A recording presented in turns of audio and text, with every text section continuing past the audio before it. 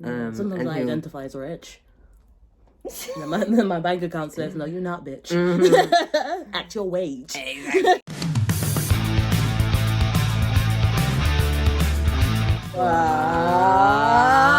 What's up, Rebels? My name's Lily. My name is Leo. I'm from the UK. I'm from the US. We are a couple. We are queer. And we out here.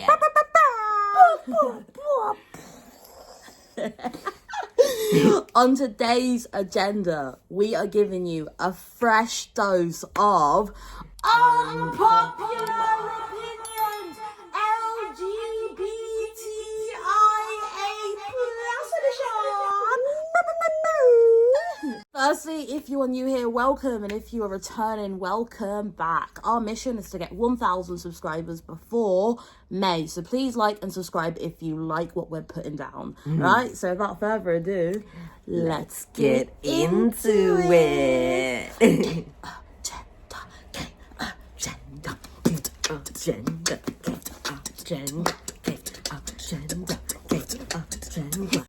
Unpopular opinion numero uno. It's not gay to say another guy looks good. I mean, it's not. It's not. It's not. It's not. Newsflash. It's honestly not gay to say another guy's good looks good. You can also touch down there. You can see it. You can. Too far? Daddy, chill. Unless you say no homo. Oh, okay, cool. I love you, bro. I want to marry you. Hashtag no homo. Okay. There are far too many gays on TV nowadays. This bitch said gays, go. Okay, we've had enough. Go to Christian Netflix. I know that exists out there. Go to them and watch their really sad low budget movies. Hey, listen, some of them slap. Listen, Jesus Christ Superstar, let's get it. Let's get it. Why does this bother you, friend? I bet it's just gay men. Probably. You know what I mean? There's a lot of do you guys you know what I mean, right? We're all part of one family, so we know what I mean. I don't have to be PC around here. There is that divide, isn't there, sometimes, where it's lesbians are super cute, but gay guys no. Well, it's because it's from men who are often straight and then, look at lesbians like something that they can sexualize and objectify, and they can't do that to gay men, and they have this innate fear that gay men are going to sexualize them because they're being creeps to women, so they assume that gay men are going to do the same to men. So they overcompensate for that by being outwardly homophobic. Yeah, this is too much. Let us cook. There are far too many gays on TV nowadays. They really said, get out, leave right now. Can we you and me? Can we just cook? Can we not live? Let us live, Can't rock. Non-binary is the new, not like other girls. I'm not like other girls. I'm different. Oh, you're non-binary, so they're coming for your neck. I mean, I'm not like other girls. You're not like other girls. I have a dick. Hi, Rob, tell me. I'm not like the other girls. Testosterone. I'm not like other girls. I'm a dude. I mean, I'm sorry, non-binary people, if you're watching this, but this is funny. Yeah. Sometimes you just got to take, a joke as what it is. They did alright, I think. I think that's hilarious. I think that's funny. I think it's funny. Cancel me if you want to cancel me. I think it's funny. Hey, it's been a while since you saw my face. I haven't been doing so great, so I took a little break. We're not like other girls. Yeah. We're non-binary. Okay, you ready? There is nothing wrong with being homophobic. Man said I am who I am.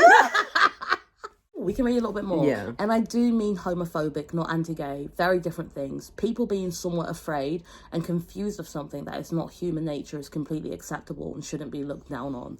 Personally, I feel uncomfortable around gay people because they make you willy hard. But that doesn't mean I hate them at all. In fact, I hope they lead a happy life. It's giving love the sinner, hate the sin. Yeah. I hate that. It's so condescending of people being afraid of gay people isn't bad because gay is unnatural. So it's just human nature that they would be afraid of you. What are you scared of? Like, I'm just confused. Like, I'm just, you know what I mean? Because these people, right, I'm just going to keep it 100. Like, you'll have people who categorize gay people as, like, flamboyant and, like, glitter and, like, get it, girl, yes. And then they'll be, like, you know, being a little bit afraid. What are you afraid of? The glitter. Like, what are you actually Them afraid high heels of? are scary. They're coming for... Is it the heels? Like, what are you... And I'm not saying all gay men are flamboyant. I'm just saying, like, a lot of people who have these perspectives also have a very narrow-minded view of gay people. Like, gay people exist everywhere. You don't even know what you're afraid of. So if you have this idea of what you think you're afraid of, it's probably some form of media perception, which is flamboyant, which is, like, you know, lesbians building something and, you know, the gay in the car just singing along to music. Like, that's the sort of vibe that they give out. And so I'm like, what do you have to be afraid of? Just admit that you are homophobic. Don't say afraid. Like, you're just a dick.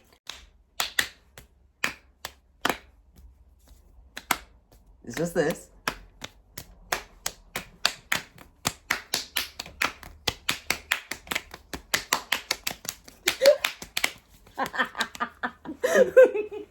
It's a bit of a longer one because it has a bit of context, but the initial thing is, I feel like we should/could stop saying, quote, identify as, such as examples like they identify as non-binary or I identify as male, because at least to me it implies that they aren't that thing and they just identify as it.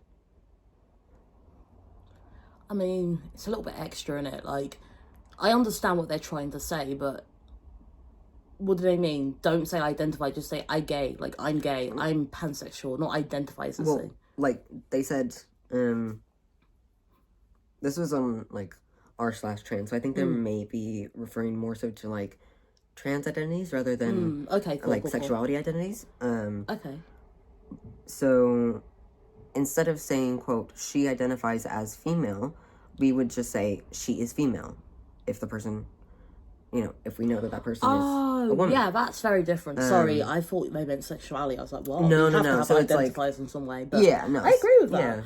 Yeah. I mean, one trans person can't speak for all trans people, but, like, if that's what this particular trans person wants, then, you know, Bob's your uncle, Billy's your aunt. Yeah. It's all good. Yeah. But, like, some people might be different, but I think as an overall message, that's quite sweet. Like, what do you mean identify? I don't say I identify as a cis woman. Yeah, you just are one. Yeah, I just say I am what I am. Exactly. Yeah, like, I don't identify as a trans male person. I just exist as one. So, like, in that sense, I do kind of understand that way that language can kind of make it feel a bit, like, condescending, you know? Of, like, oh, yeah, they identify as non-binary. And it's like, I just am non-binary. You know? Like, I can see where that may, like, rub people the wrong way. No, I completely agree. I do completely agree with that. I think that's just, like, development of language, because I identify as was such a huge part of language for trans people. Yeah. And so moving away from that is also asking people who are within the community to know something. Like, oh, actually, we've evolved. We know how we feel. We feel way more confident as us as a society to not use, like, we identify. We are this. And a lot of people aren't there. So I like that. But yeah, spread the message, man. Yeah, I think it's, like, it's a very fun concept. And I think it's definitely something that I'm sure many people might, like, heavily identify with. Just in the same way that I feel like probably there are people out there who wouldn't. Sometimes I identify as rich. Then my bank account says, no, you're not, bitch.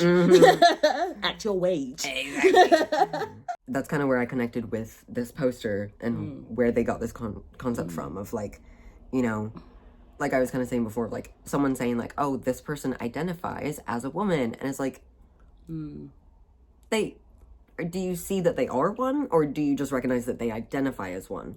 You know, there's a difference sometimes, and I think it's attempts to change the language to combat some potential, like, negative energy that comes forth in, like, kind of ways that are disguised as accepting someone, you know, or using the right words. Yeah. I mean, I don't think everyone who uses that has this weird, like, oh, no. ulterior motive. Like, No. I could see myself saying that. Yeah. And I'm like, as far as I know, I'm quite open as fuck. Like, I don't even consider myself open. I'm just human. I don't know what I'm open to. But, like, I just feel like linguistic language. Not everybody speaks the same language. Interpretations. The world is way more bigger than the Western world. Maybe along the way with all these different identities, all these different cultures, I identify as was something that became like common language or something. But I don't think everyone's got this like terrible motive for saying it. I just think some people can have a terrible motive for saying it. Good point, person. Yeah. We agree with you. Does everyone else agree with that? Let us know your thoughts in the comments below. This is officially the Council of Gays. This is the LGBT Council room, and we need your votes. Yeah. Please vote in the comments. Yay or nay. Yeah. Oh, our cat. No more. Oh, baby. Can you hear? Oh, our cat's like, let me in, bitches! Here she is. Here's the baby. Sunny. Oh my goodness, another baby. Sorry, we've got one more baby on the way. You smell good. Soft kitty, warm kitty, little ball of fur. Happy kitty, sleepy kitty, purr, purr, purr. Alright. People with really obscure sexualities just want to seem unique. And not like other girls. Like, and they even gave you an example of demisexual and stuff like that. I would say I'm very stuff demi. like that. I would say I'm quite demi, like, in the way I have dated in the past. When I thought of like what I should label myself personally, I really did think like what would be the most unique, what would be the most different, what would make me like not like the other girls, what would make me different, what would make quirky. Yeah, I'm so different. I'm weird. I'm a weirdo. I don't fit in, and I don't want to fit in. Have you ever seen me without this stupid hat on? That's weird. I think you've basically summarized us actually. Like, to be honest with you, like between me and you, I'm actually straight, but didn't seem interested enough. Do you know what I mean? We're just not like other girls. We're actually lesbians. The haters, make it juicy. If you feel like no. So sidebar, this has nothing to do with nothing, right? Lizzie McGuire. Hey now, this is what dreams are made of.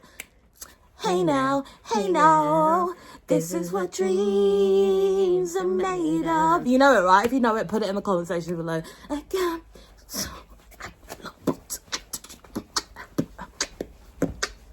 Are you ready? Final opinion. Unpopular opinion. The reason why gay film and media doesn't do well is not because of homophobia or conservative rhetoric. It's because major studios refuse to invest in hiring good gay writing staff. AKA, the stories are boring and poorly marketed.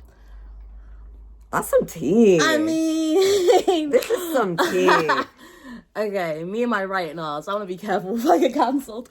I would not say that, like, stories like that are bullshit, but I have said in the past that I do think we could have a little bit more diversity in our writing. I think there's way more space for queer POC writers to start with. Anyone else notice that a lot of shows tend to center, like, gayness and queerness around white people, and then when it's black people, it seems to their blackness seems to be the center of the story. There are some black people who exist who are queer who don't have their blackness come back into a story.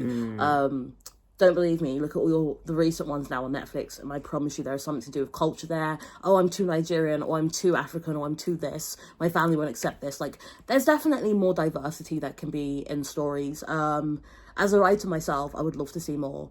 And also, you know, cast the right people, especially if we're talking about trans stories. Cast trans actors, you dickheads. I do understand where it's like, oh, you know, I wanted someone to, when you're telling an entire story, and so you want to have that person pre-T, so it seems, and so you want someone to present this way.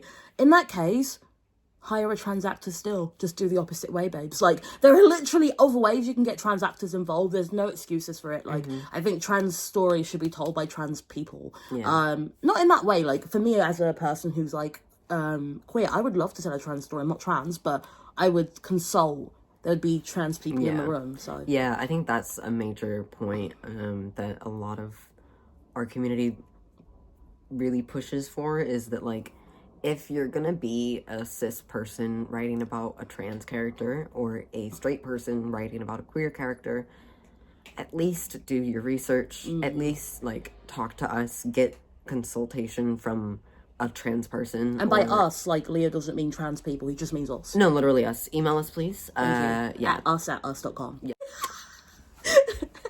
It's Leo and Willie at fixyourgaymedia.com. Gay approved. But no, like, if you can at least, like, in the same way that if you're doing anything that's based in reality, you want to have some education done, you want to have some knowledge on what it is that you're writing about, you know, especially when you bring in anything related to, like, timeline context of, like, when is this set in and how would that change the experience of the character based on their identity and their, you know, there's so many factors that go into it that someone who doesn't have that lived experience or lived connection may not understand the full nuances of to be able to fully convey that into their writing.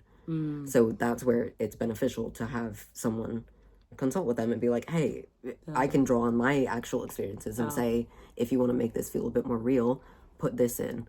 Maybe they should think about this. Maybe the character should say something like this. He's basically said what I said, but he said smarter. He did, like, yeah, pretty much. He did the essay it. version. I did it for, like, younger levels. I wanted the kids to understand, you know what I mean? Do you know what I mean? But yeah, I completely agree with you. You have to have the people in the room if you want to tell the stories.